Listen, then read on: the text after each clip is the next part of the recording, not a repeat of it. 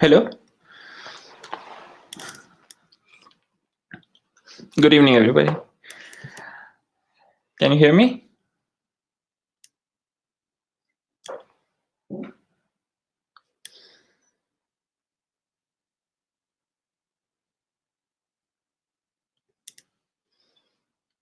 Hello.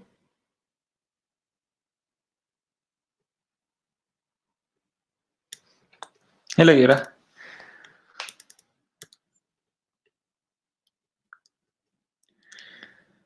Okay, great. Okay, so we'll start in 1 minute.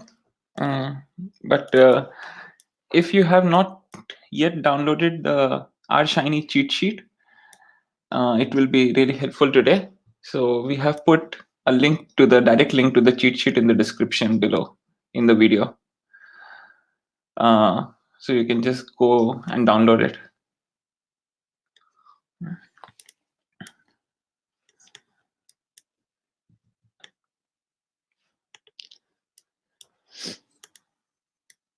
Okay.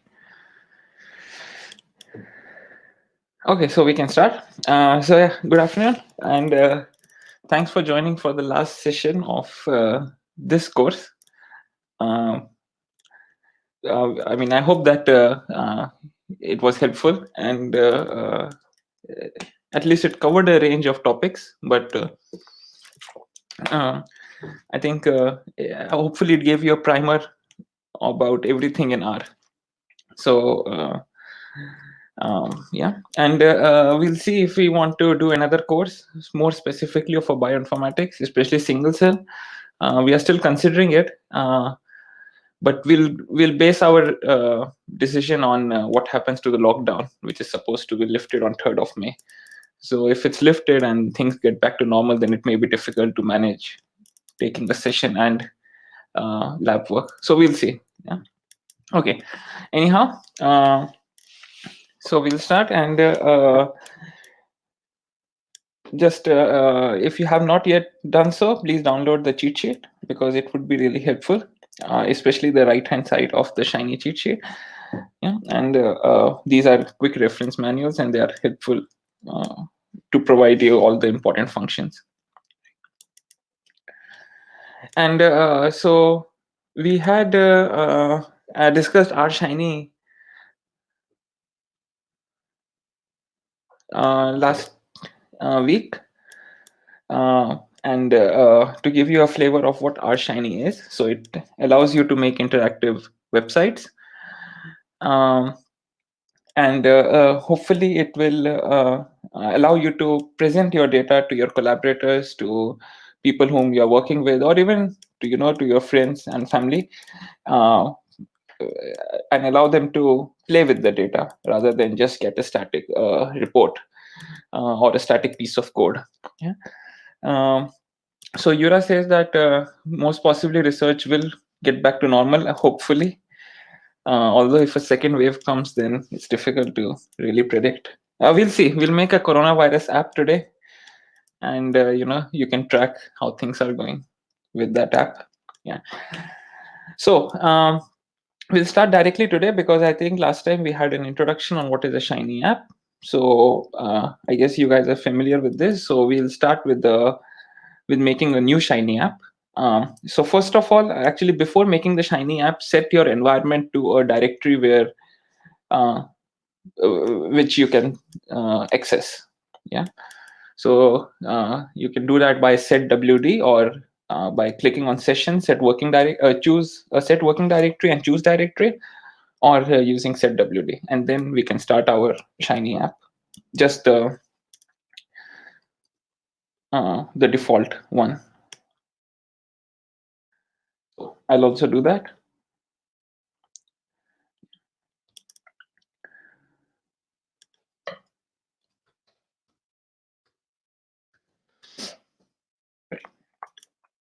And you'll see when you make a Shiny app, it actually builds for you a default app. And what is this default app? It's actually the histogram, so the distribution of this faithful. So it's a geyser in US, I think in Yellowstone National Park. And they have, so we can check out what it has. So if we just type in the console faithful, so it's a data set that comes by default loaded into R, just like iris data set or empty cars data set. So if we just do question mark faithful, we'll see what it means, what it has. Yes, so it is from Yellowstone National Park in US, and it's an old faithful geyser, and it has time between eruptions and the duration of each eruption. Yeah. And if you see, then it has two columns here. So it's a data frame with 272 observations and two variables, so two columns, two features. And the first column is eruptions, so the time in minutes. And the second column is waiting, so the time between two eruptions, right? So that's the data that comes by default as an app. So when you run the app, yeah. So if you run the app, then it's very possible that you get you see the app run in a new window. If you want to run in the viewer window here, then you can just say click on the small dot, the black dot next to run app or reload app, and you can say you can choose whether you want to run in window or run in a viewer pane. So I'm running in the viewer pane. The difference would be that you would see this user input as a sidebar, which is where it typically should be. But when you run it in a viewer, you just see it on top. Yeah. But I think if you run it in a window, you see this on the left-hand side as a sidebar.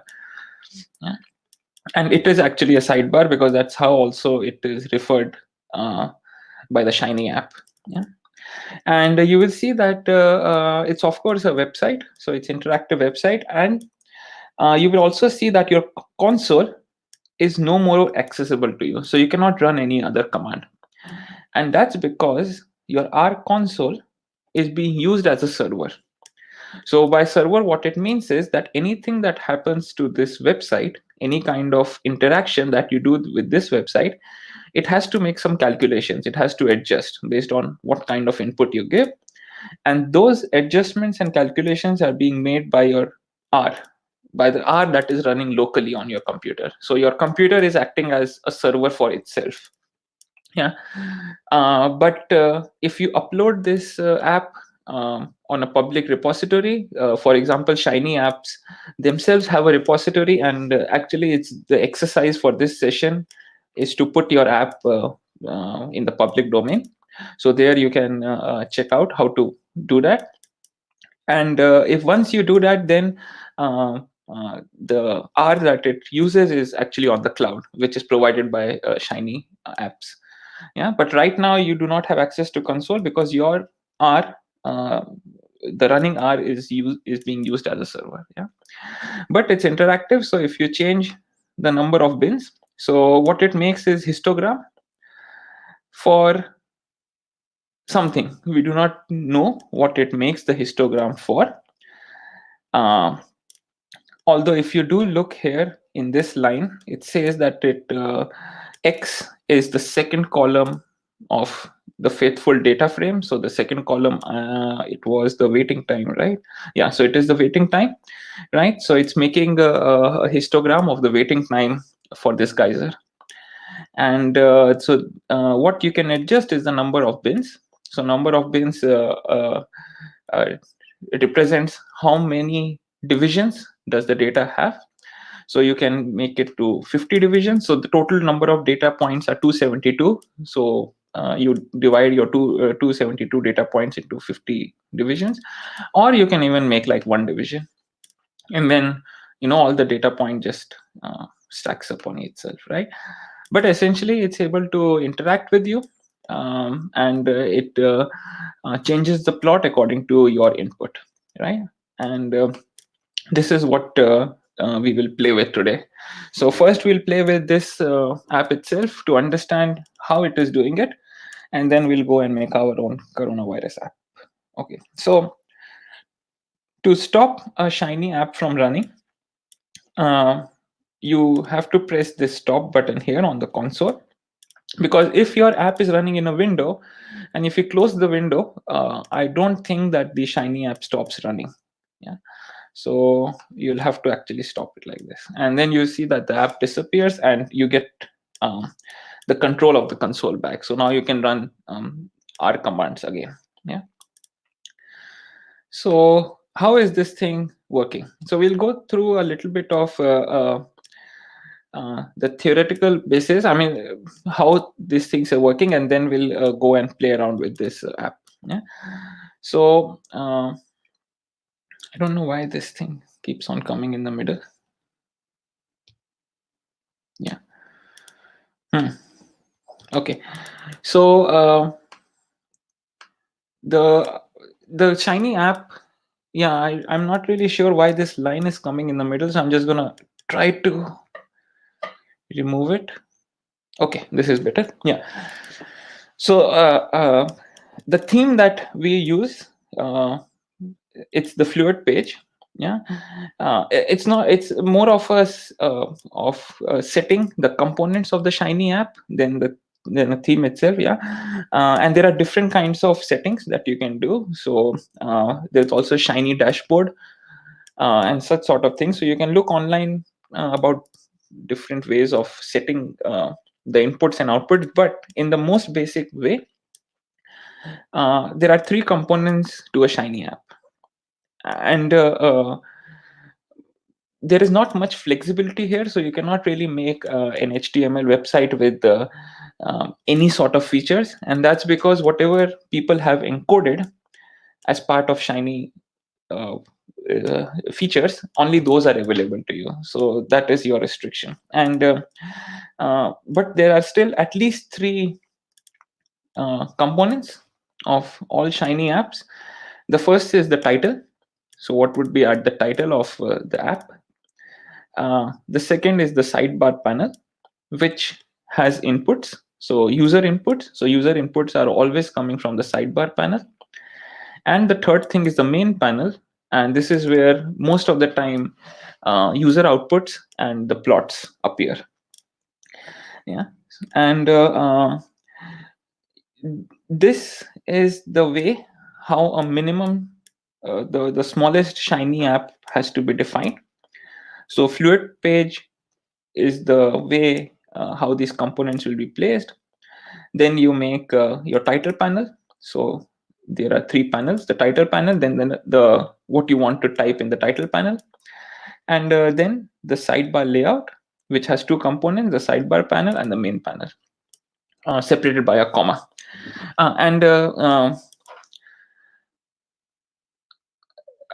So this is actually part of the user interface. I forgot to mention. So the user interface is what you see on the website. Yeah. Yeah, Genevieve, no problem. It's on YouTube, so you can pause. You can watch it whenever you wish. Yeah. So this is the user interface, right? You have your title panel, the sidebar panel, which has the input, and then the main panel, which has the output. Yeah. And it is the responsibility of the server, which is running in the background. In this case, when we run the Shiny app, in part of, as in our studio, it's the R that you are running that becomes a server. So it is the responsibility of the server to transform the input, the user input, into the output. So the user input in the faithful case was the number of bins, and the output was a histogram with that number of bins, right? So this is the responsibility of the server. But how exactly does it do? It's actually a two-step process.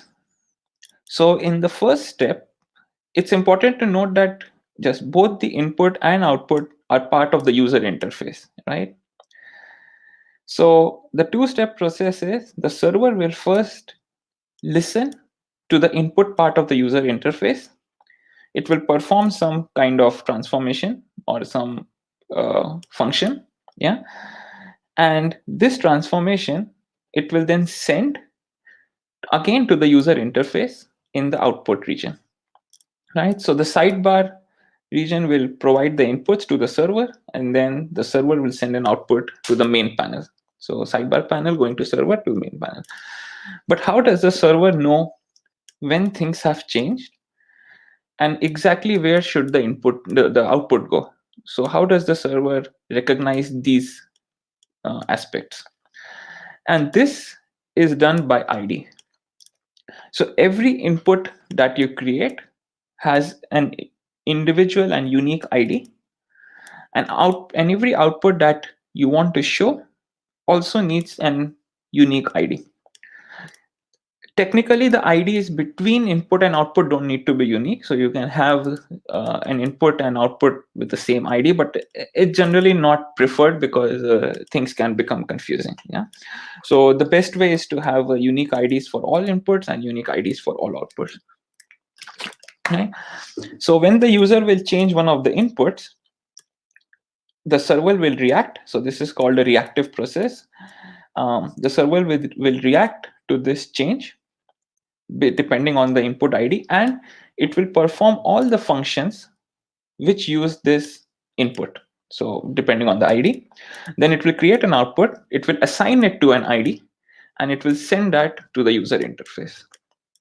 Yeah. So this is the two-step process. I mean, technically three-step if you consider what the server does as a third step. Right? So how do we make these inputs and how do we assign these IDs? So always the IDs within the server, the input is accessed as input dollar the ID of the input. Yeah, and the output is always assigned in the server as output dollar the ID of the output. So this is how the server. You also write it in the server, right? So to give you a concrete example, in this uh, old faithful app that we have, so you have your slider input, which is the sliding bar at the top, and here it's not specified, but the input ID, I mean, the default app didn't write it, but the first argument is the input ID, and the ID of this input is bins, right? So that's the name of the input, right? The ID. And then in the main panel, you have your output, right? In the main panel, you have your plots, you have your output, and the ID here, output ID, is the distribution plot. So that's the name, that's the ID. That's how the server will identify them. So the server will identify this input as bins, and the server will identify this output as distribution plot. Right? Now let's look at the server. So here you first define your user interface. So you say what do you want as your title. So let's change it. Let's change the title and let's say practice app for session 7. You can change it as you want, and then if you run, you see the title has changed, right? So that is what the title pane is doing here, the title panel. Then we have an input with the ID bins and an output with an ID distribution plot. We'll come to plot output and slider input. Why is this way?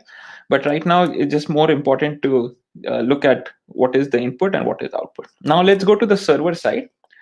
So this is the server part of the code, right? And it's always best to use the predefined app that RStudio has made, and only to change things in between, right? Because all the other parameters like server is a function from input and output, this all has to remain absolutely same for all Shiny apps. So there is no need to play around with this or to change it. Yeah. Also, this has to remain exactly like this. So now here you will see that there is an assignment of output with the ID distribution plot, right? And you see that this thing matches exactly here, right? So anytime this function is run, it assigns or it overwrites the output with the ID distribution plot, and the output with the ID distribution plot is plotted on the main panel. Yeah. So this is how IDs are going to communicate between the user interface and the server. Now let's see input. So our input had the ID bins, right? And you will see here that this is one of the arguments here, right? And in the server, this input with the ID bins is referred as input $bins. Be careful. The input ID, when you name an input ID, it's a character vector. So that's why it's in quotation marks. Similarly, with the when you define the ID of an output, but when you refer to these inputs and outputs in the server, there is no quotation mark. So it's just dollar. So output dollar means refers to the output, and input dollar refers to the input. Yeah, without any quotation mark, right? So whenever we were changing the number of bins by changing the slider, what was happening was that the server was reacting to a change here, right? Because the input with the ID bins was changing. And this reaction ran this function, which gave an output. So the output is the last line of the code. Typically, what I like to do is I like to say return. Because if you have a function, then if you do not specify a return, then the last line of the function is returned by default. But I always like to say return something, because that way it's much more clear what is being returned. Yeah. So return means give this back, and the result of this function this goes and gets assigned to an output with the ID distribution plot, and then this thing is plotted here and gets overwritten, right? So let's just run the app. Yeah. So let's sorry, there was no need to run the app. Let's change it, right? So let's change the bins. So here right now it's directly keeping the bins as it is, right? So let's make it multiplied by 2. Yeah, so let's see what happens. So our number of bins should increase by a factor of 2, right? So whenever now we run the app, for every bin that we specify, we should get double the number of bins, right? So now let's see. So let's go to 1. That's the simplest case to test, right? So now when we go to 1, instead of 1, we are seeing 2, right? We see 2 bins. Yeah? And that's because we just multiplied our input with the ID bins by 2, right? So this is how the input got changed in the server side. Yeah, the calculation. So all the calculations are happening in the server always, and all the input and output is being defined and placed in the user interface. Yeah, that's the point of user interface. So we'll just go back. We'll remove this multiplied by 2. You can reload the app, and then you go back to how it was previously. Right? Cool. So now let's also play around a little bit more. Instead of, we can change the ID. So instead of calling it bins, let's call it my bins. Now you will see that to make the, now if you run the app, it will give an error, right? Because now there is no more an input with the ID bins, right? Because we changed the ID of this input to my bins, right? So to make it work, we also have to change it here, right? And then when we reload the app, it starts to work again, right? So so this is the whole foundation of how Shiny is going to communicate with each other. And more specifically, just have to zoom out a little bit. Yeah. So more specifically, how do we define what kind of input do we want? And then what kind of output do we want, right? So the kind of input that you want, so let me just go ahead actually. Yes. So there are multiple ways that you can get a user input. Yeah. You can either get it just by a simple text where the person will type something. You can get it via sliders. So just like we have right now. You can get it as a numerical input. You can get it as a file, date, checkbox, radio buttons, and all of these kind of things.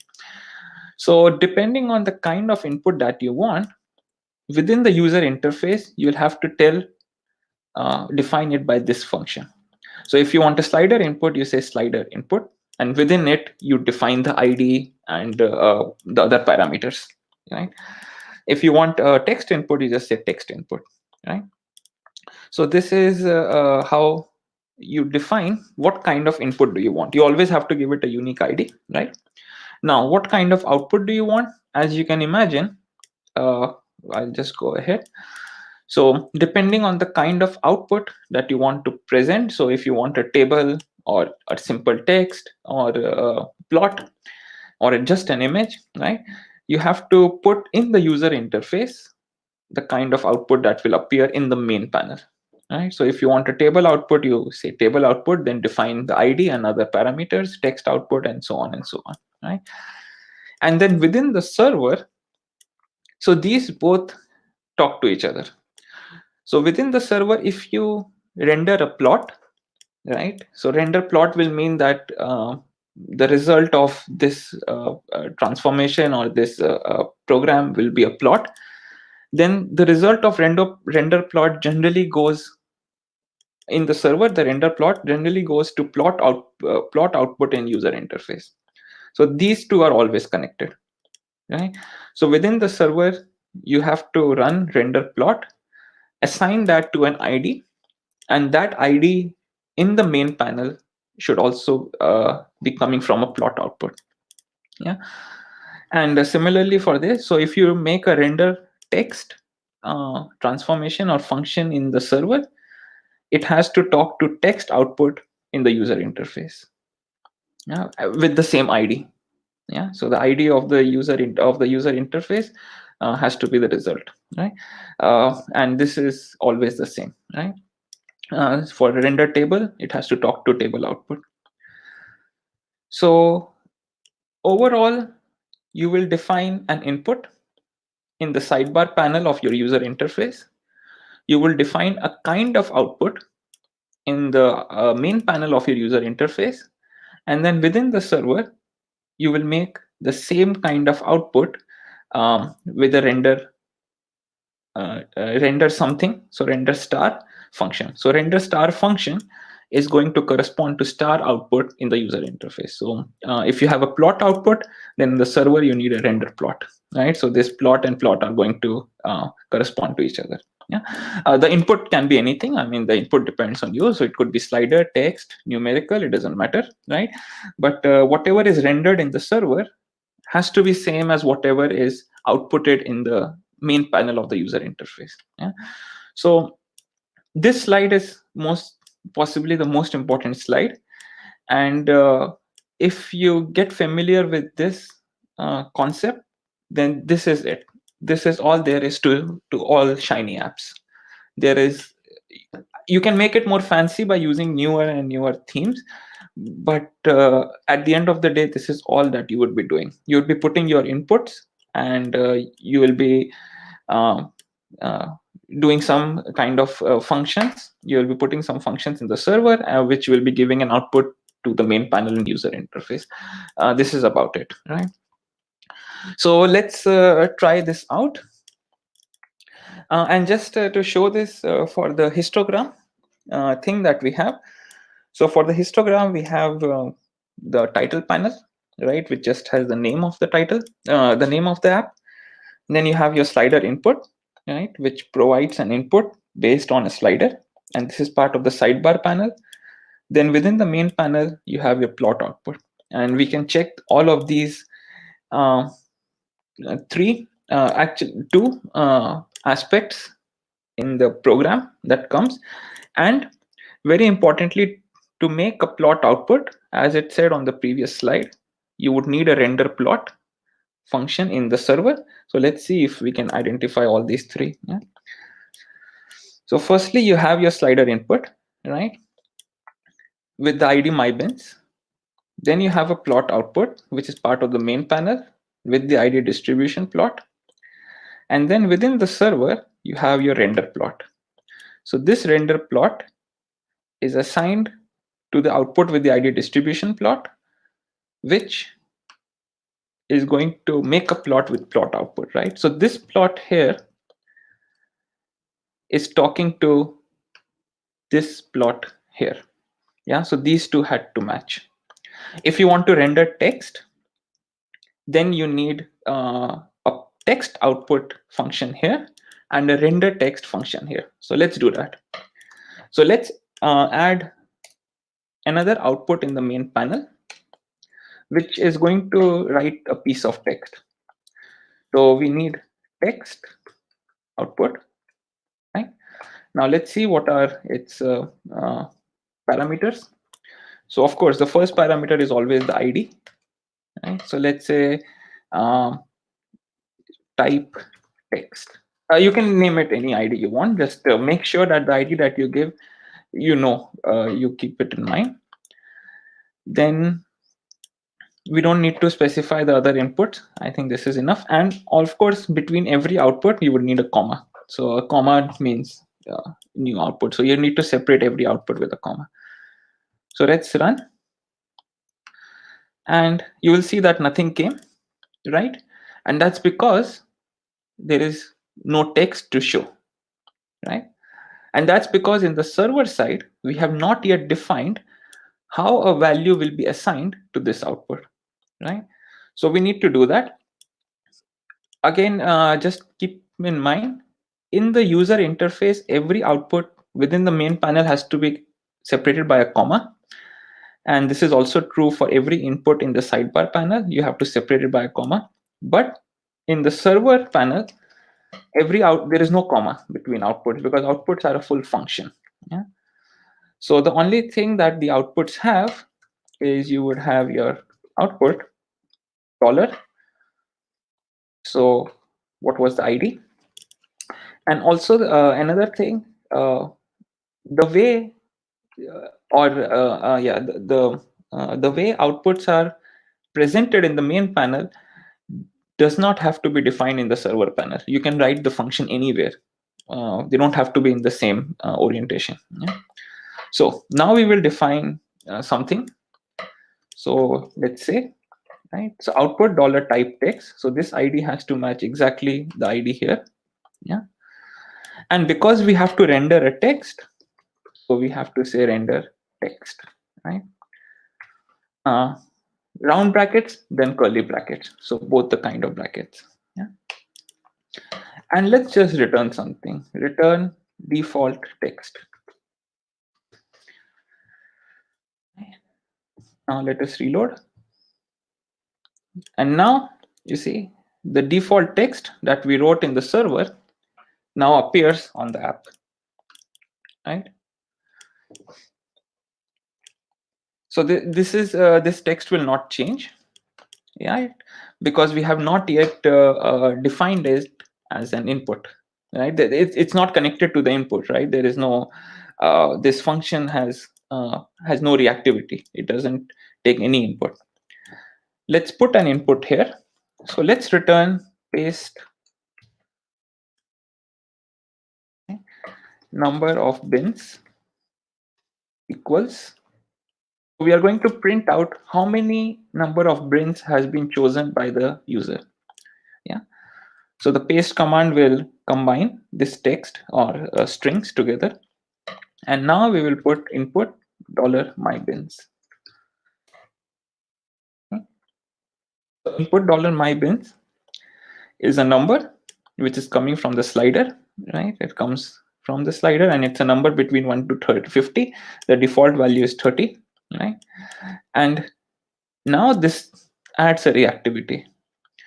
So now what will be returned will be a combination of number of bins equals with the current number of bins selected by the slider. So we reload the app, right? And now you see that here is 30.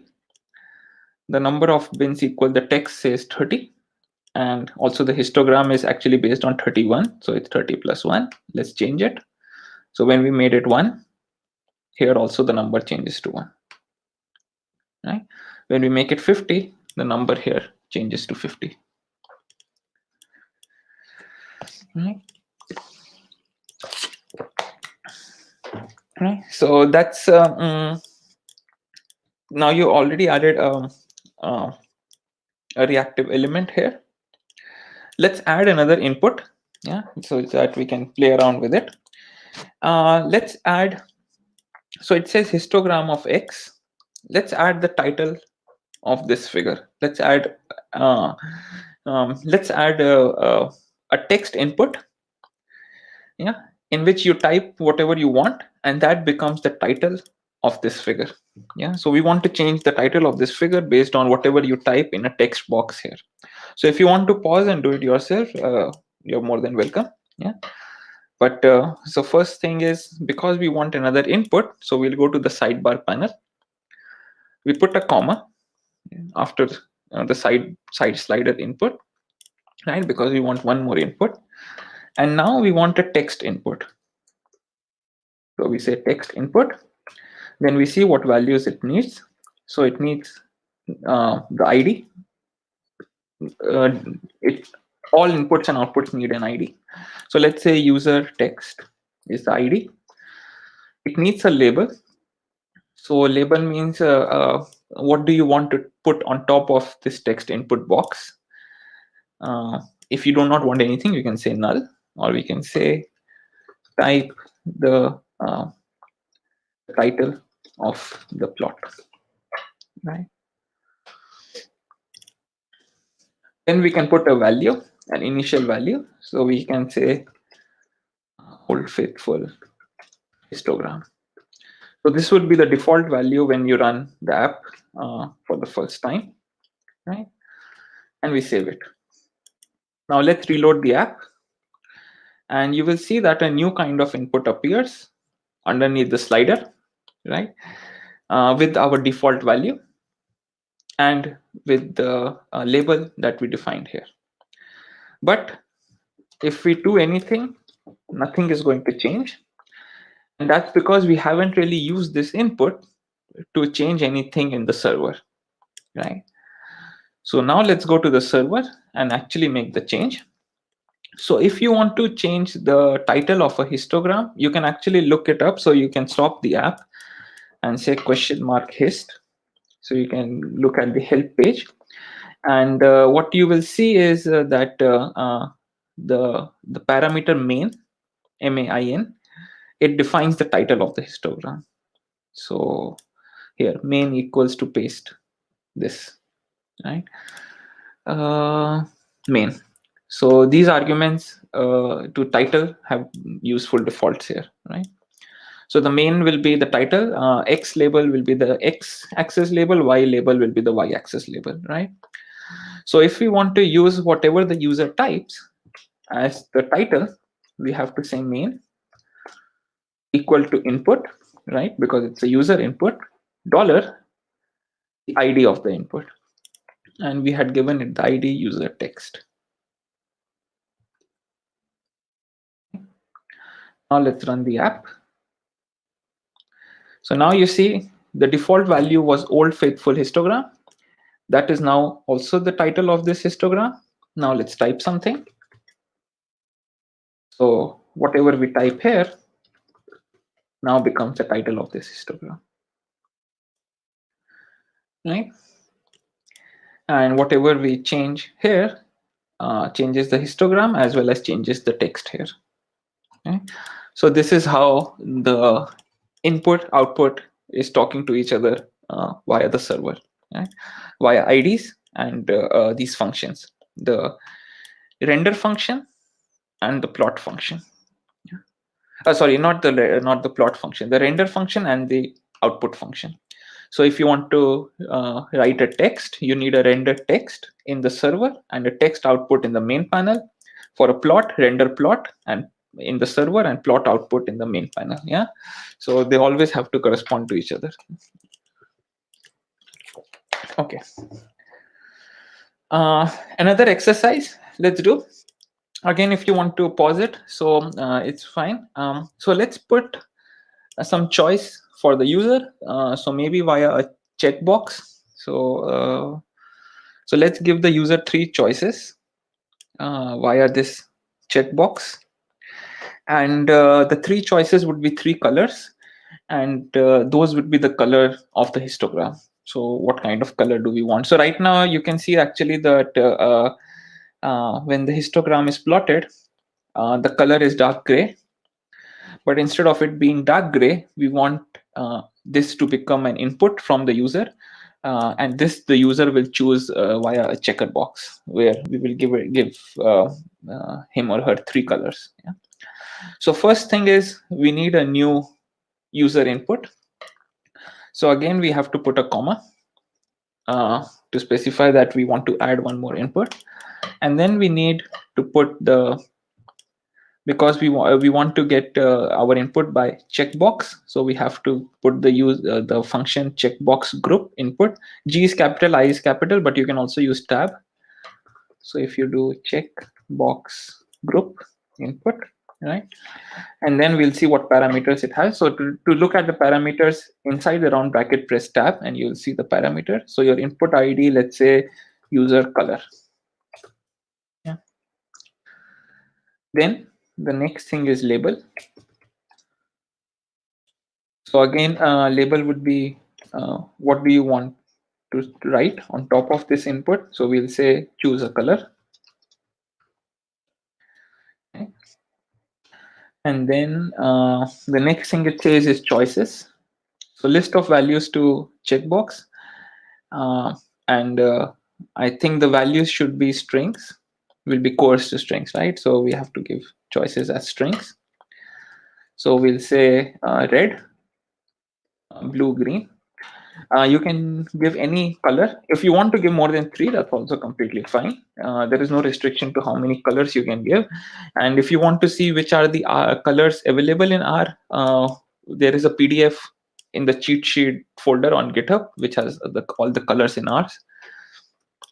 Yeah. And then what is selected by default. Yeah. So we'll say that 1 second, is the selected should be a number, or let's check. So let's go to the help page of checkbox group input, and it says that selected the values that should be initially selected. So I guess we just have to write a value. So we can say red will be our default. We have specified a new input by the name user color, right? And it has 3 choices, and the default choice is red. So when we run the app, we see the 3 choices, and we see that red has been selected, right? We of course do not see anything, right, because we haven't changed it in the server side. We haven't made any change. And if we want this input to change the color, right, so then the argument within the histogram that specifies the color now has to come from the user input, right? And if that is the case, then we have to say color equals to input dollar the ID of the input from where it comes from. So the ID is user color. Right? So call equals to user color. Right? Now let's reload the app. So now the default color was red and the histogram is red. Let's make it, oh, I did not know that you could actually make 2 choices. Okay, so when you choose blue, it becomes blue in color and green, but how do I say that I only want 1 choice? I guess because it's a checkbox group input, that is why it has multiple choices. It allows you to make multiple choices. Yes, so a single checkbox is just checkbox input. It's not the checkbox group input. So group input allows multiple choices, which I also did not know. So let's just remove the group from here and see if everything works. Yeah, so we'll have, this one has a different argument. So we'll have to see what kind of arguments it has. So it has label, value, and width. Yeah. So there is nothing like choices here. It has value. And there is also nothing like selected here. So the checkbox input only allows 1 choice, unlike the checkbox group input, and it also has different arguments. Yeah, so we just change the argument. So the checkbox group input has the argument choices and selected, whereas here it's just value. Now we can reload the app.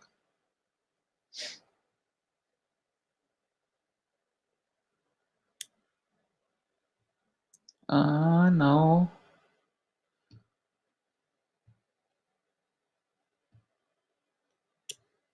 wait a second.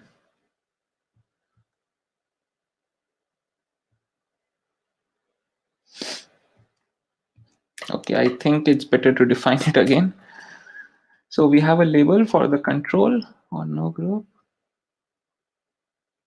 initial value, the label for the control group. Okay, let's just check what is this checkbox input. Okay. So this checkbox can only be used for logical values. So then which one am I looking for? Radio buttons. So we are actually looking for radio buttons. We are not neither looking for checkbox group nor for single checkbox. So this one is only for logical values, and the checkbox group is for multiple values. But the kind that we need are radio buttons. Okay. So we have to specify it with the function radio buttons. Let's check if that is exactly what we are looking for. Yeah. So create a set of radio buttons used to select an item from the list. Yep, this is exactly what we want. So let's change our input to radio buttons. So the first argument is always the ID, so that remains the same. The next argument is label. We can say choose a color, right? Then the choices. Okay, so this one is more like the checkbox group output. We say red, green, and blue.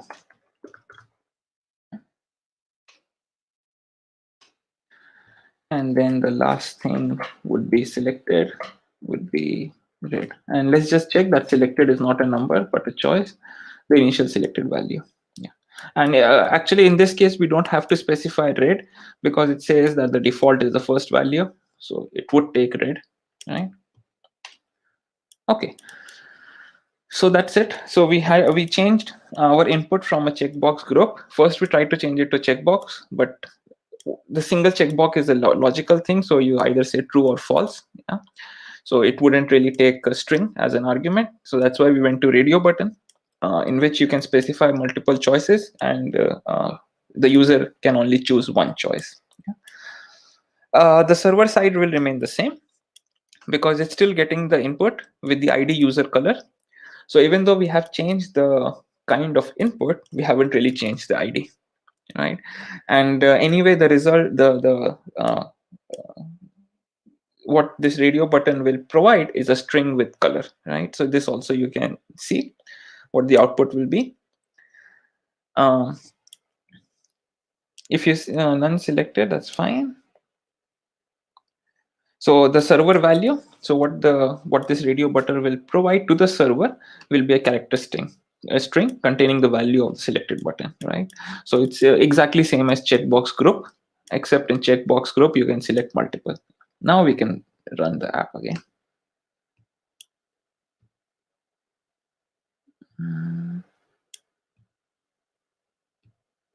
Yeah.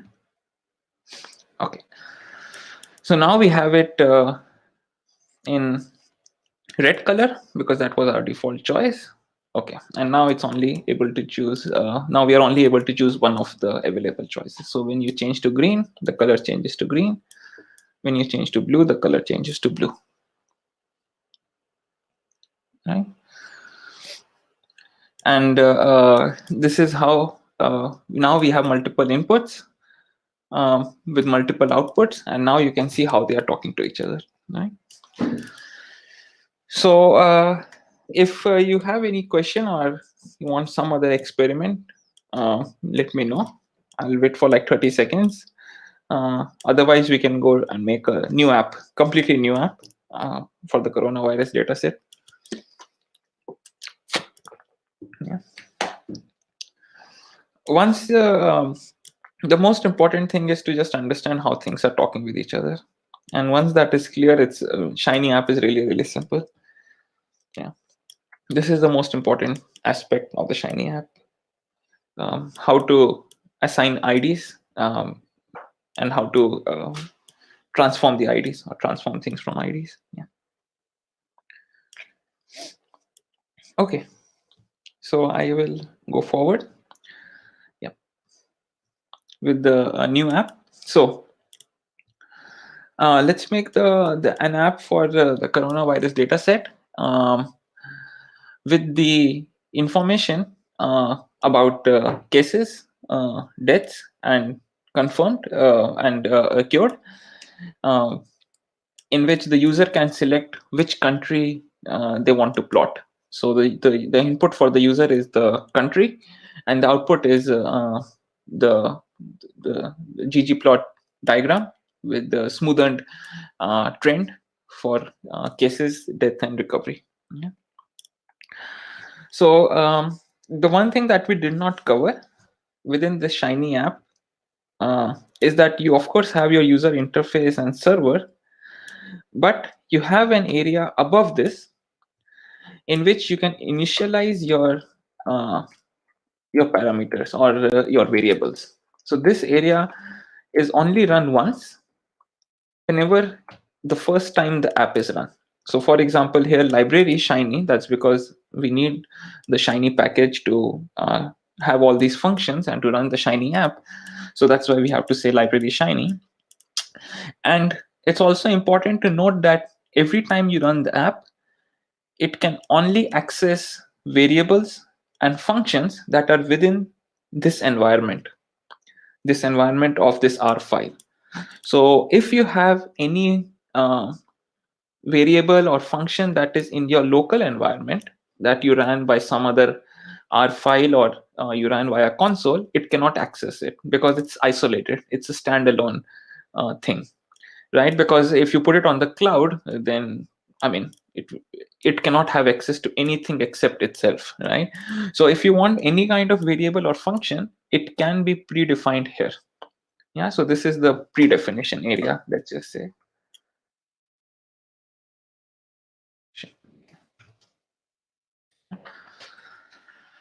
So because we want to work with the coronavirus data set and plot it, and also do some data manipulation to see the trends and all that kind of thing. So of course we'll have to include all that information via library. So first we can say the coronavirus package. We can say the ggplot package, uh, and I think we'll be needing dplyr. And I guess we will also be needing tibble. And if you have the tidyverse, then you can just say library tidyverse rather than typing all the packages. But I'm just going to type all the individual packages that we need because uh, some people do not have tidyverse.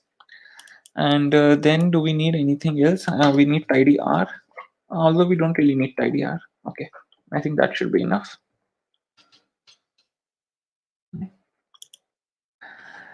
And before we have any kind of user interface,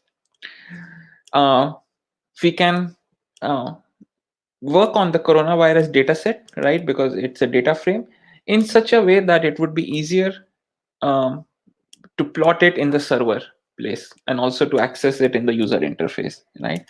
So we can already make the data set in a more convenient fashion, so we can package it. So this all we can do in this predefinition area. So every time we will run the server, all of these commands get run once, right? And if you just do anything to a data set or to a variable in this area, it will be accessible to the Shiny app, right? So we can change variables here for one-time implementation, right? And then once you start from the user interface, then everything is reactive. So reactive would mean that the user can play around with it. So for the coronavirus data set, I mean, I think if you worked with it, then you know that it has information on provinces, right? And we don't want that kind of information because we are only focusing on the countries. So we can remove all the information that's not related to provinces, right? And I think we already did this, but we'll use the pipe and say filter Let's just see how the coronavirus looks.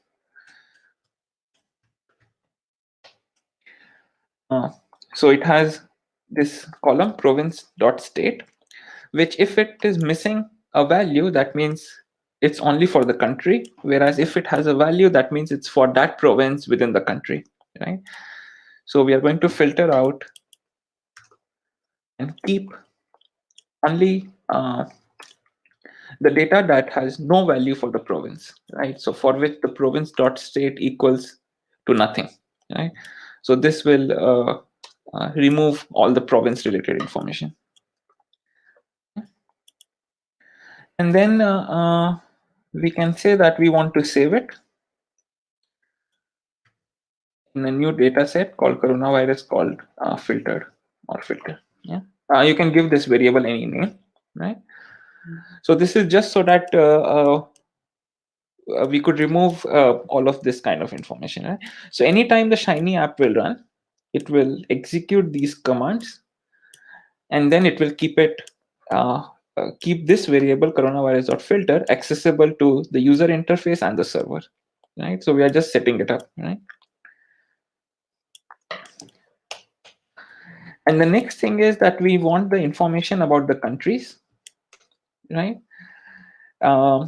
So the country information, because that would be an input to the user, right? So we want the user to be able to specify the value of the countries. But the problem is if you leave it as a text input, the problem becomes that the user might type the name wrong, or maybe that country is not available here, or and so on and so forth. And also the thing is it's case sensitive, right? So even if the user is typing the name of the country, it has to match exactly how it is presented here, right? So it would be nice to give the user a set of inputs rather than just a text box, right? And so this can be done with text input for sure, but in that we can specify what kind of inputs the user can have. Yeah. So if we go to the help page for text input, then you will see that you can specify the initial value, and just one second, because text input allows a normal text. So let's see if there are other kind of inputs in which you can only specify certain things. Let's go for select box, yeah, rather than text input, right? Because in select box we can put all the country names as selections, right? And then the user doesn't need to type anything, and there is much less scope for error. So then it's a drop down box with multiple choices, and the user can just select one of the countries that they want to see, right? So let's see how the select box work. We can go to the help page for select input. Yeah, and in the help page for select input, it says create a select list that can be used to choose a single or multiple item from a list of values. Yeah, this is something that we could have also done for colors in histogram. We could have made a select list, right? So here we can specify the choices, right? And in our case, the choices will be the name of the countries, right? So we need to know what is the name of the countries to specify the choices. And the name of the countries are in the column country.region, right? So if we use this column, okay, so we need all the unique values, right? Because the name of the country is repeated many times. So if we take out all the unique values that are present in this column, then we get all the list of all the countries, right? So we can say countries equals unique. So the unique function provides only unique values for a vector, right, for this column within this coronavirus.filter dataset. Right? So this we are still right now just defining our variables that will be used later onwards to specify the inputs and help with the outputs. Right? Let's see if it works. So we can run. You can always run the commands here. Just press Command Enter, or you can say run a line. Right? So you can run these lines so that in your local environment they get implemented, and you can see the result. Right? So you don't have to actually run the Shiny app always. Right? So instead of I think for me the shortcut is Command Enter, but you can also go to debug and execute current line or execute next line, right? So you see now you have the countries is actually a vector of 183 strings in which the name of each country is present. We can check it out. So if we print out just countries, then you see that all the countries which are present in this data set are present here, right? So this we can provide as the choices to the user, right? So let's do that. So let's go to the sidebar panel. First to the title, right? So the three panels that we have to specify: what will be the title, what would be the user inputs in the sidebar panel, and then what will be the outputs in the main panel, and then how these inputs and outputs interact with each other. So in the title, you can say coronavirus tracking app, right? And we want to give currently only one input to the user, which will be the list of countries. So we can say select input. You of course have to give the an ID. So we can say user country. That will be the country that the user select. Label will be choose country.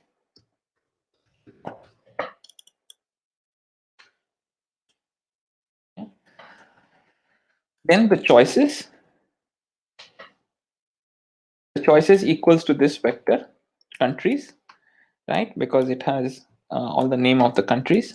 So it will be countries.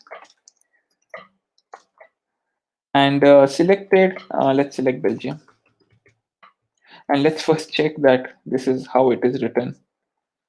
I think it is how it is written, but just to double check, yes. So Belgium is written as this, right? Because it will be case sensitive and everything. So the default choice for this input, which has the ID user country, will be Belgium. Yeah. And then in the main panel, we want to plot, right? So let's remove the text input. And because we want to plot, so the function that will make a plot is the PlotOutput function, right? And in this thing, let's say a trend plot. So the ID, you can keep it as it was, or you can give it any other ID that you want. Yeah? I'm just going to give it a trend plot ID, right? Now let's remove everything from here, from the server. Let's just delete everything. So the server is completely empty, and let's run the app. Okay. So the app runs. You see a title. You see your the input. So you see the select input panel here, right? And then you see that the Belgium, the country name Belgium has been selected by default. And if you click on this, you will see that there are the name of every country is present here, right? There is no output, and that's because even though we define an output, we have not yet made a server function that will actually plot this output, right? So let's plot the output. So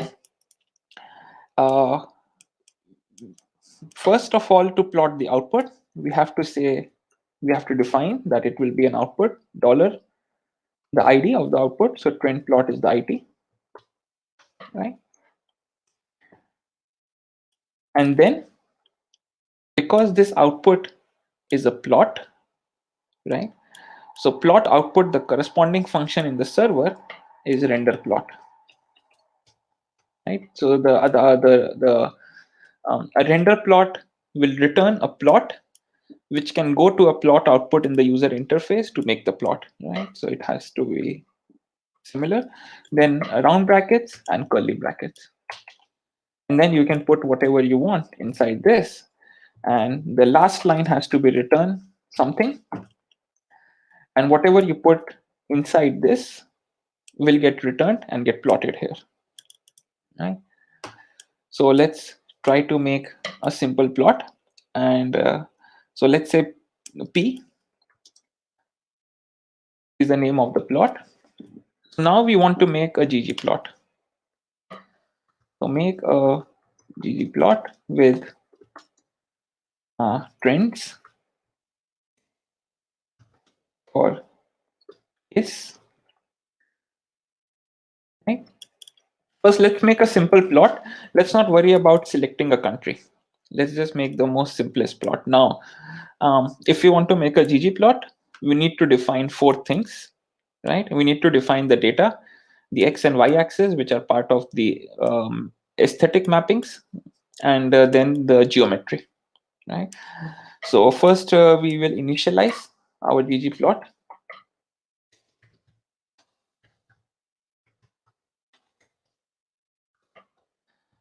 So we'll do ggplot, where we will define our data. So the data will be the coronavirus.filtered, right? Because in here we only have information about countries. So we have removed the information of filter about provinces, and this will be accessible to the server because this is actually a variable that gets defined within this file, right? So it will be accessible. And then next is mapping, where we will define our aesthetics. So for our aesthetics, we will put on the x-axis, let's see, what is it? A date, right? So we will have the date on the x-axis. And on the y-axis, we will have cases, right? So that initializes our ggplot, but this will not plot anything.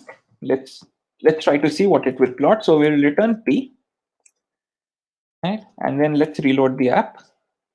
So you'll see you get an empty plot, right? And I think you all know why that is the case, because there is no geometry to this plot as of yet.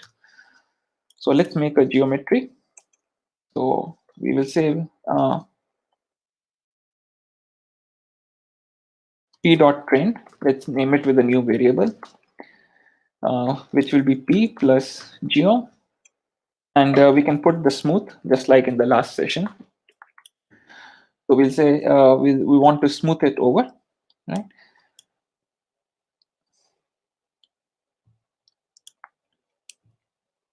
And here, okay, so we want to smooth it over, and we want to split it,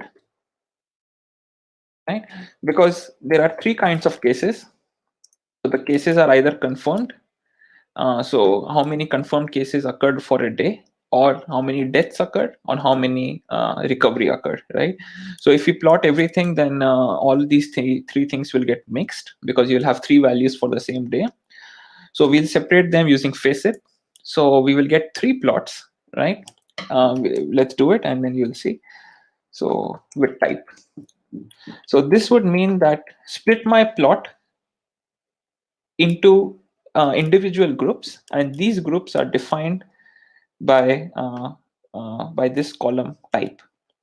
So whatever are the different groups in this column type, you split my data and my plots according to that, right? So if there are 3 groups in the column type, then it will be 3 plots, or 2 or 4, yeah, depending on how many groups there are.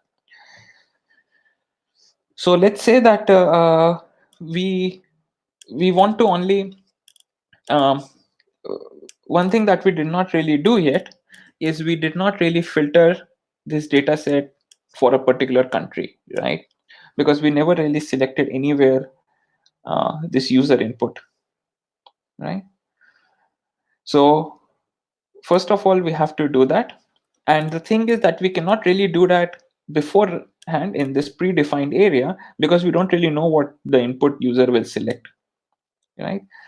So we have to do that selection in the server, right? Because that will be something that will come as an input. The server will do the operations and then it will give back as an output, right?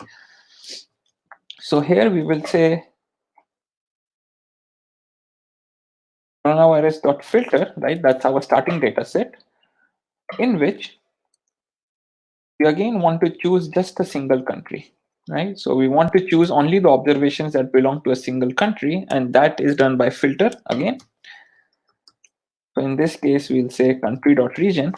Let's just put it as Belgium for now. So we don't put it as a user input. So let's just put it as Belgium.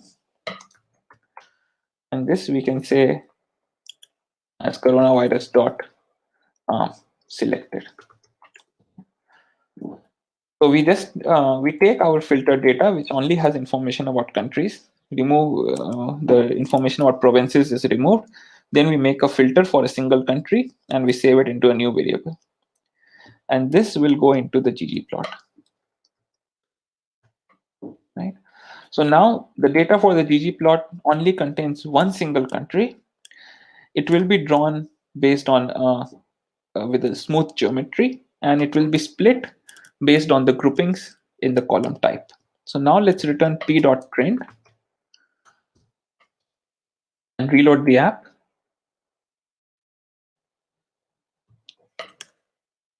Sorry, it will be facet underscore grid because you have to specify how the different plots will be created, will be placed. Yeah.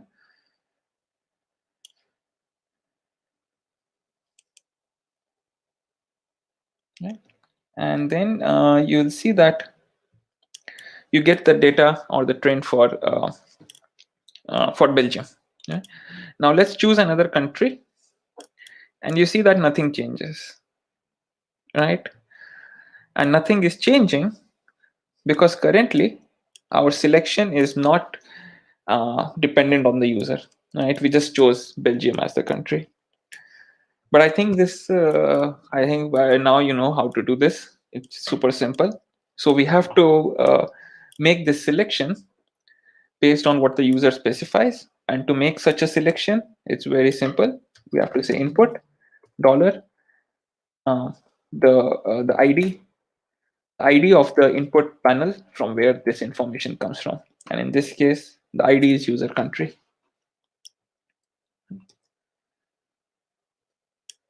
Now let us rerun.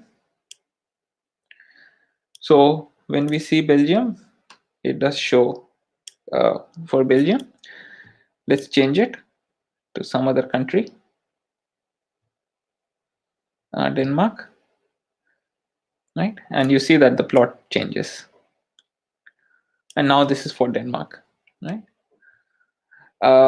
We can do it for Germany,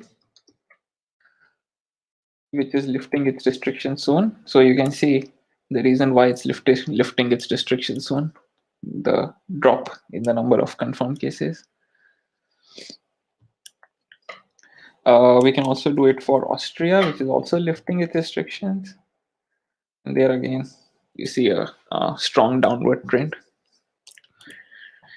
Interesting is actually Singapore, because it lifted its restrictions, right? And then it seems like there was a sort of plateau, and then from then on, it has again started to rise again. So this was the initial rise when they had the lockdown, and then the restrictions were released, right? So these all things are fine. We can also make it a multiple choice input box, right? Because in the help page for this, we saw that either we can choose a single item or a multiple item. And if we choose a multiple item, then maybe we can plot multiple countries and then compare them with each other, right? So to make this change, we have to change one of the parameters from the input, right? So we will have to specify. So here multiple equals false by default. So if we go to the input and we say multiple equals true, that would allow us to choose multiple countries, right, from the list of countries that we have given. So you cannot really type anything, but you can make a multiple choice thing. And then the only thing we need to change here, so let's run the app and you'll see that it might be an error.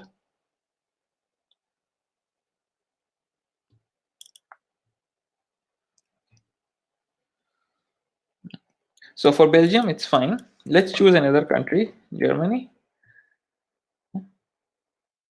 And you see that you only see one plot, right? And that's because you have this double equal sign.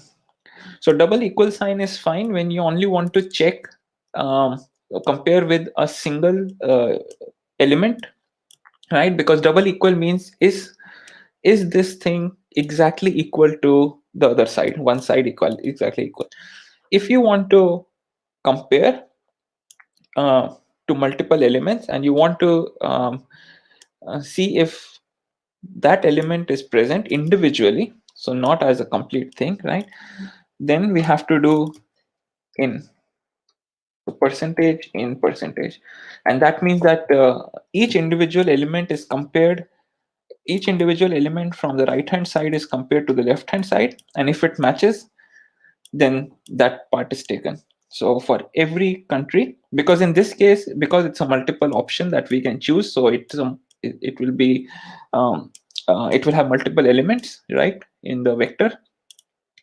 So that has to be compared to the countries individually. So first it has to choose all the values for Belgium, then it has to choose all the values for Germany, right? That is one thing. And the second thing is, right now in geom.smooth, we are plotting everything, right? But now we have information about two countries. So they have to be separated, right? And if they have to be separated, then that would mean that this is another mapping parameter. It's part of another aesthetic of the plot, right? Because now you have to specify that whatever you plot has to be split based on countries as well as on the type, right? And so we can specify this splitting based on countries here, where we say color equal to country.region. Right? So now the smooth geometry will look at this column country.region within the data set that we have selected, and for each individual country it will assign one color and also split the plot, not split the plot but plot them with a different color, right? I hope that this is understandable, that we, to get this thing to work for multiple countries, we had to change all. So first of all, in the input we had to specify that we want to the user to allow multiple inputs, and that would mean that the value given by this id will be a multiple element vector. Now to choose the countries, to compare all the countries with this multiple element vector, instead of the equals to sign we need $n, because each individual country will have to be compared.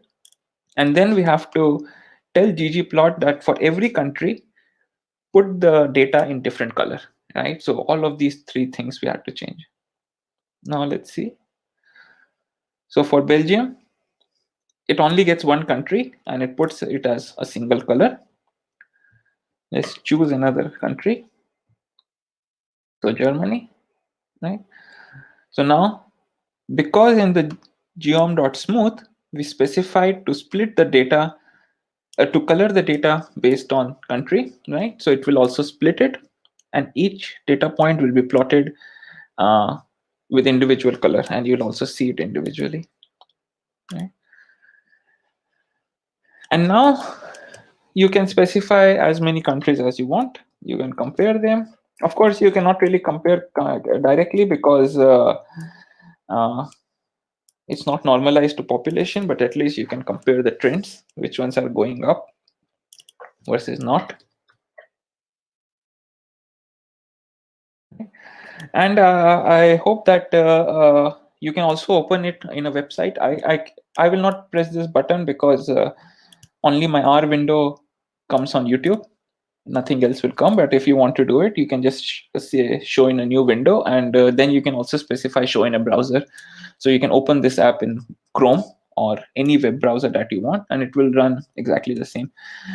It's going to keep talking to your R that's running here, right? Because the current R is working as the server. Yeah. And that's why you cannot do anything in the console. So all the warnings will be printed here in the console. As long as it's not an error, you don't need to worry about it, right? And you can keep adding as many countries as you want, whichever is your favorite one. Yeah. Right. Yep. This is fine. You can also change it if you do not like it. So for example, if you want to have the legend down so that you have more area for the plot, then you can also specify it. So the position of the legend is part of the theme layer in ggplot. So we will specify theme legend dot position equals to bottom.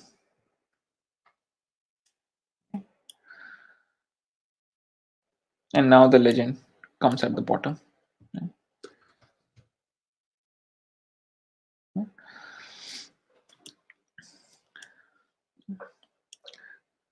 I hope that this is understandable what is happening here. At least to some extent, the interaction between the input that you specify and the output that is being plotted here, right? So just to summarize, the user is going to select an input from the choices of countries that you gave them, and this choices of countries was previously selected based on the unique values in this column country.region, right? And the data being used to plot is the filtered data, because we remove the information about provinces, so it only has the information about countries, right? And then this selection for the countries, it's happening within the server. So within the server, every time the user changes its input, the filter data sets get refiltered, or let's say filtered one more time, and a new variable is formed, which will only have information about the countries that the user has selected, right? This data goes as an input to ggplot, and within the ggplot, the color is specified by the countries present in the selected data, and then the plot is divided into the different types, right? So as an exercise, we'll do one last thing for this coronavirus tracker app. If you want something else to be done, let just type there. But what we'll do is we'll also specify the date that the user can choose. So we'll specify the range of date that the user can use, because right now you see that you see the data for the entire range. So you see it from the starting of this data set, which is 22nd of January, till the end of the data set, which I think, I mean, it will depend on when you upgraded your coronavirus data set from the GitHub. It's updated every day, but I think mine was updated. Let's see what is the last date for mine.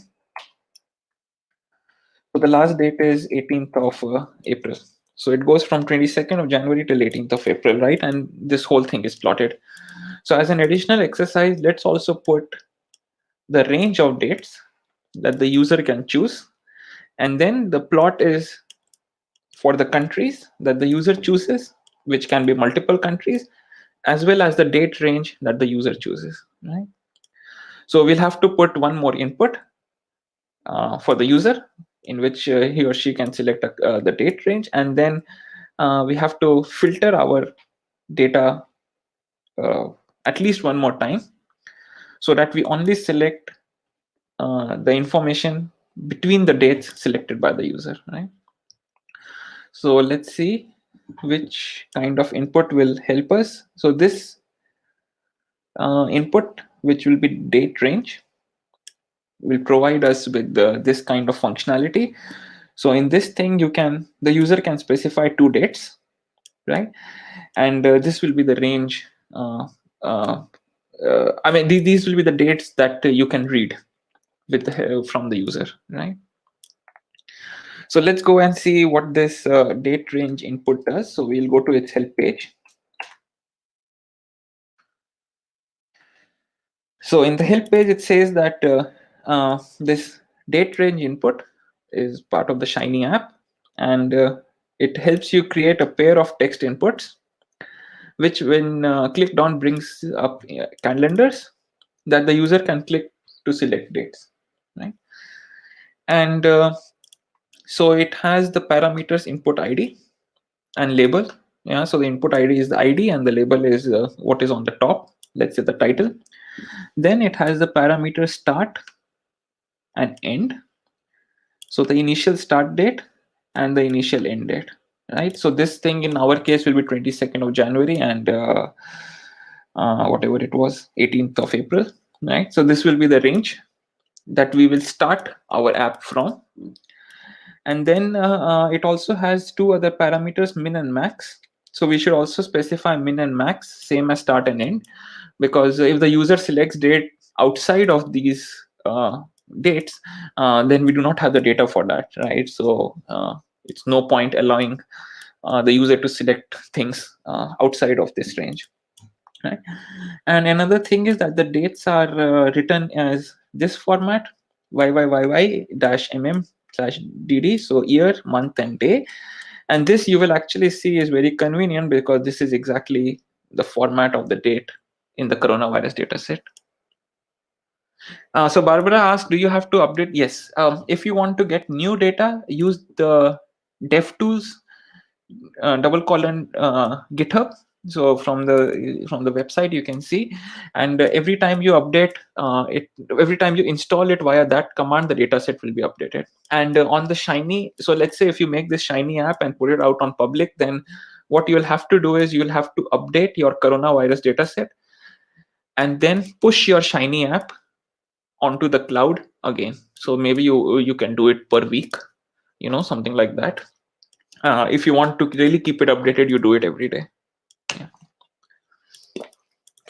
Because when you push your Shiny app onto the public repository, whatever packages and whatever how do I say it, whatever version of the packages you have installed, that same version will also be pushed onto the cloud. So if you wanted to update on the cloud, you first have to update it on your R, right? And so what will be the output format for this input? Let's see. It will be a vector of length 2, right? And if you actually see a few of the examples here, I don't know if they have. No, they do not have some example here about what the output will be. So many times what I like to do to debug things is to just make a text output where I just look at the output as a text based on what the user gave, and that gives you a good idea of what kind of output can you expect and then use, right, to change your function. So let's first do it a simple thing. Let's allow the user to get one more input, and then we will just output it as a text string. So just we will see the date, yeah, and then we will change our plot. So first thing is very simple. We have to add one more input, and then we have to add another output, which will be a text output, right? So to add one more input, we just go here, comma, right? So because we want to select, we want to have one more input. So this way, in this case, we want a date range input. So we specify date range input, and then the input ID will be user date, let's say. Label will be select the dates to view. Actually, select the range of dates, or let's say select the time range to view. I mean, you can put it anything you want. And then we say start. So as we said that the start will be 22nd of January and the end will be 18th of April. But what if, like Barbara said, you wanted to update it, right? And every time you update, you'll have to check what was the last date in your data set, and then you will have to change this thing here. So it would be better if instead of we putting a specific date, we make it into a function which will actually get the first and the last date from our data set, right? And it will be very simple because the date is arranged chronologically in this column date, right? So if we go to our coronavirus data set and we select the column date with this $date, right? And if we say min, so minimum, right? So minimum will be the first date, right? So you get 22nd of January. And similarly, if you say max, well, then you will get the last date, right? So instead of us typing out these dates here, we can make it more automated. So let's make it not for coronavirus, but coronavirus.filter, right? Because that's the data set which we want to use. Because it might happen that you have some information based on some province for more dates, but not for the countries, right? So this is just to make it more automated, because otherwise whenever you want to update this app, you'll have to again update it manually, right? Whereas now you don't have to, right? This thing will do it for you. So start will be that and end will be max.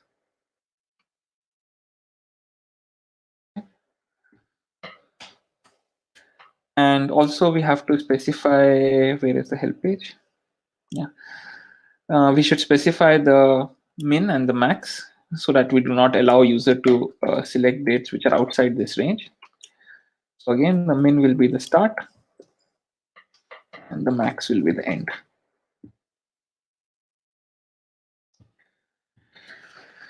Right, so let's run the app. Now you see that you get another input with the two dates that we had.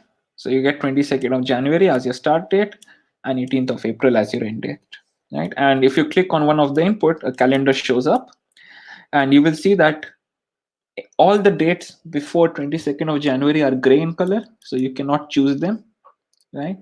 You can choose only dates out after that. And similarly, from 18th of April, you cannot choose any date after 18th of April. Also, it doesn't allow you to go to like May of 2020 as a month. It allows you to go to March, but not to May, right? That's because we specified min and max, right? Only thing I want to do is, can the end date be before the start date? Let's see if it has that thing coded. I'm just trying it out. I never tried it. So I selected 13th of March. Does it allow me to select anything before? Okay. So it can get confused. So you can actually have your start date after the end date. Let's see if it allows us to stop that thing. So does it allow, because that can be I mean, unless and until somebody does it, it won't be a problem. Start view. No, it does not have that thing coded. So if you select your start date as a date that is after the end date, it allows you to do that. Okay.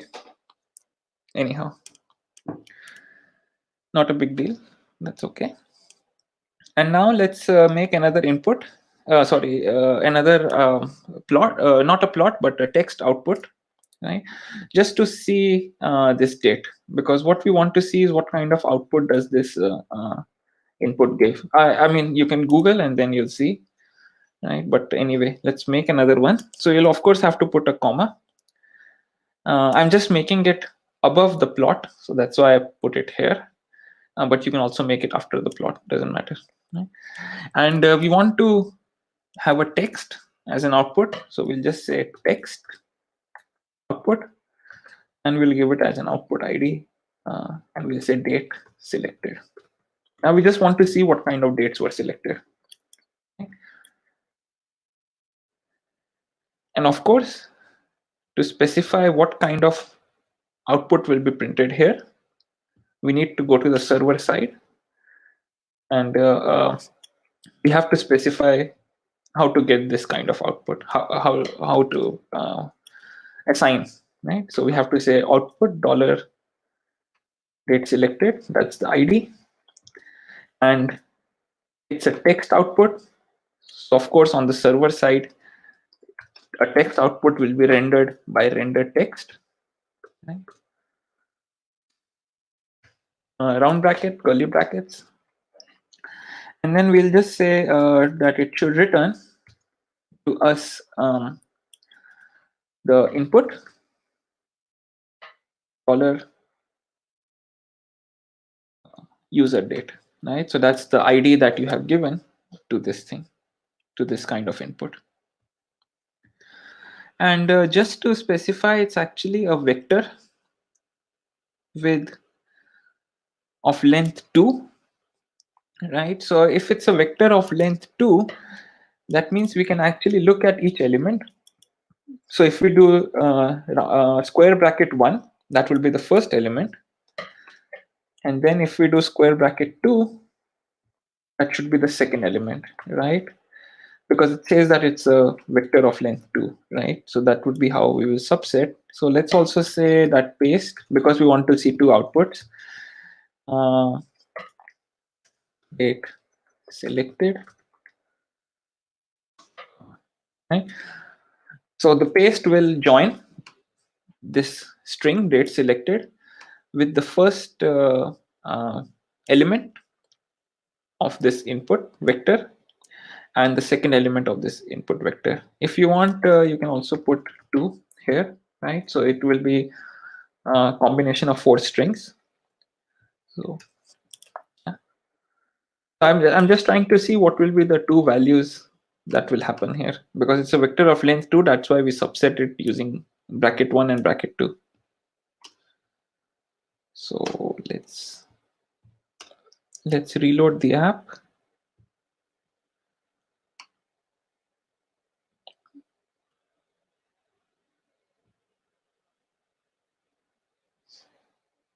Okay, so we see that the date selected is exactly the range here, right? Let's change it.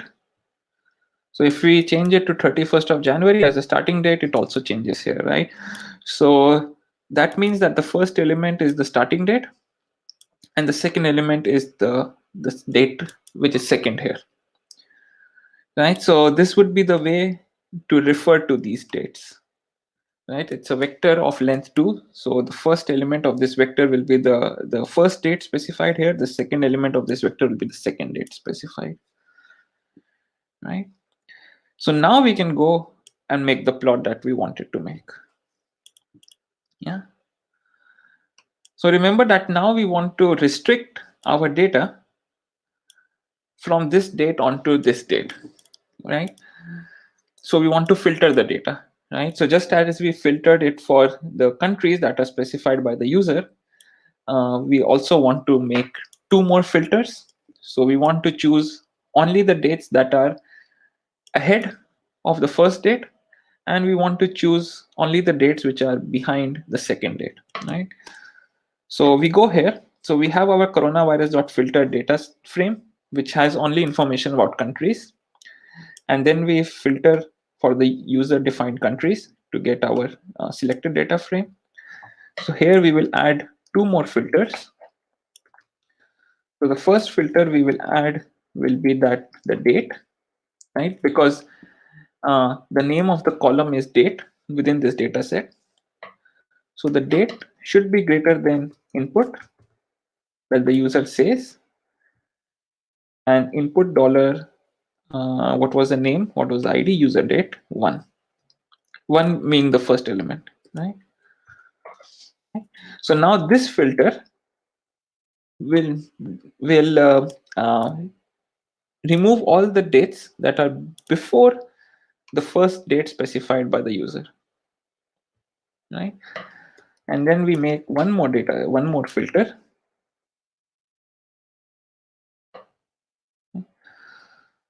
We also want to make a filter for the date and only choose the dates that are behind the second element. Right? So the user date is an input. Input user date is an input that's coming from here because that's the ID. And this kind of input is date range input. So it's a vector of length 2, first element being the first, second element being the second date. And this we can use to filter in our server. And then our selected data is between these two dates, right? Just make sure that between all the filters, you have the pipe operator. And after you have done all the filtering, you have the assignment operator and you assign it into a final data frame. And this data frame is going to be the input for the ggplot, right? So now we reload the app. And now we see the whole range, right? Because that's what the default setting is. Now let's change it to, let's say we go to February 5th. And now you see that the dates in January are gone. And it's starting, it doesn't really say February 5th here, but it's starting now close to February 15th and going till April of 18th. We can also make it a bit lower. So 18th of March, let's say, and then you can see your data is now only restricted to these dates that you specified, right? And you can also add more countries, right? So you see that between these period,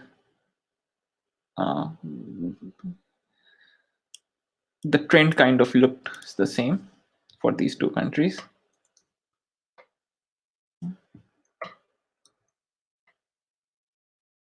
Right? So you see how you can combine multiple inputs into one final plot.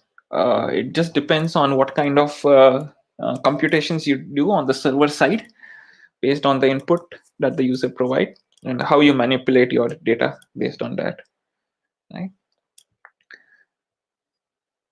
Let's choose a starting date that's after the ending date. I think it will go crazy. Yeah, okay, it gives an error and the app crashes. Yeah, so if you are interested, you could actually make a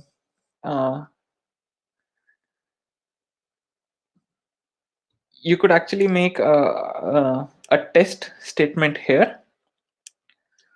So we did not actually go into logical test statements. So like if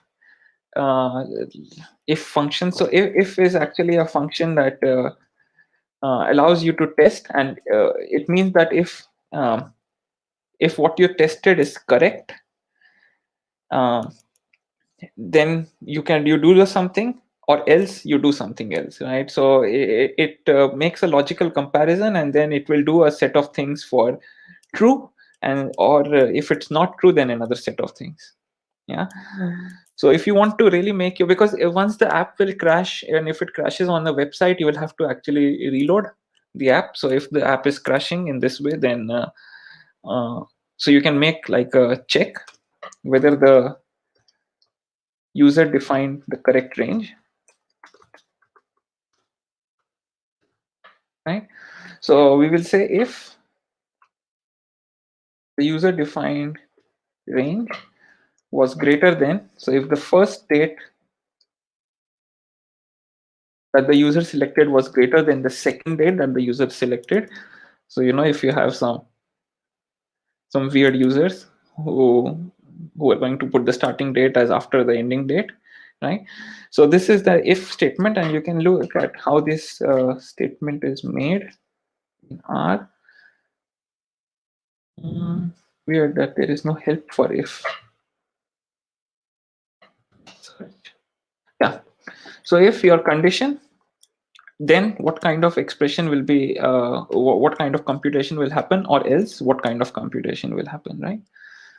So it defines here. So if your user selected a date that's ahead of this thing, right? So then you can say that your start dot date becomes equal to the second date, right? And your end dot date. So we will define two new variables, right? So we are going to flip the start date. So the start date will become the second date, and the end date will become the first date, right? So we just flip it, right? And if that is not the case, then we keep our start date as how it was. Here we are just checking on the server side within this render plot input. And what we are checking is, did the user specify the range correctly? If the user specified his start date as later than his end date, then we are going to switch it out. And if not, then we keep them as it is. And now here, instead of having the first and second input that the user gave, you can put the corrected input, right? So you can put your start dot date, which is a variable which is either the first date if the first date is behind the second date, or it's the second date if the second date is behind the first date, right? And here we can say end dot date. Okay. So now this bug in the app will be protected. The app will be protected from this bug, and it should not crash. Let's see. So let's select 15th of February, right? Okay, so it's fine. Let's go further. Let's select 10th of March. Okay, and now let's go here and select 15th of February. Yeah, so now it is not crashing, right? Because of this if else statement, even though the second date is before the first date, we have switched it out, and now the app will not crash because of this thing, right? We did not really cover if loop, if and for loop in the course, but I hope that this is at least some introduction. And I think as part of the swirl exercises, they are present. So if you're interested, you can go and look at it. Yeah. But it's very simple. If you within the if you put a logical comparison. So if it is true, so if this logical comparison gives a true result, then this gets implemented, whatever is after if. Otherwise, if it's false, then whatever is here gets implemented.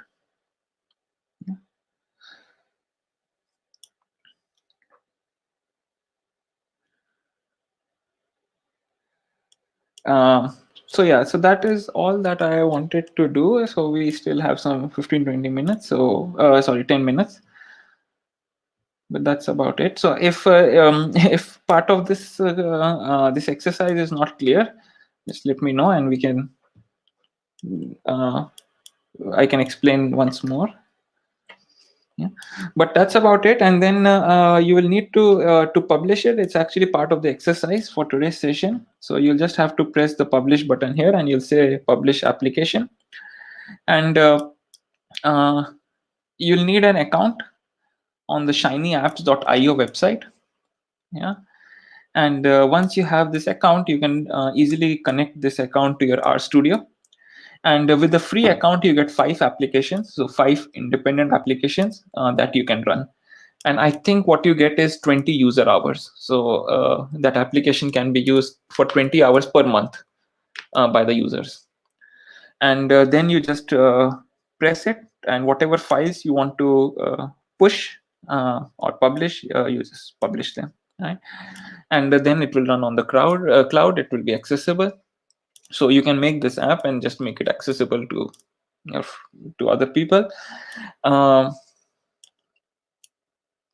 Yeah, it will give you 20 hours per month with a free account for 5 independent applications. Yeah, and anytime you want to update, you just update, and then you push, and then whenever you you publish, and whenever you publish whatever is the state of the code on your computer, it will also go there. Yeah. Okay, and so that's it. So thank you. uh, so if you have any other questions or problems, just let us know. So thank you to Yura for making all the notes, and thanks to everybody who came to see the course. So yeah, just last thing is the only way to become better at coding is to keep practicing, and most of the time people are just googling things to figure out how to do them. Yeah. So it's nobody is perfect enough to, I think, code without Google or without asking other people. Yeah. And at least for R, there are very good uh, websites available where you can get help. Yeah. Okay, so that is it, and so thank you, and I'll just wait for a minute. If you have any questions about the coronavirus app, then you can ask. Otherwise, we'll end the broadcast.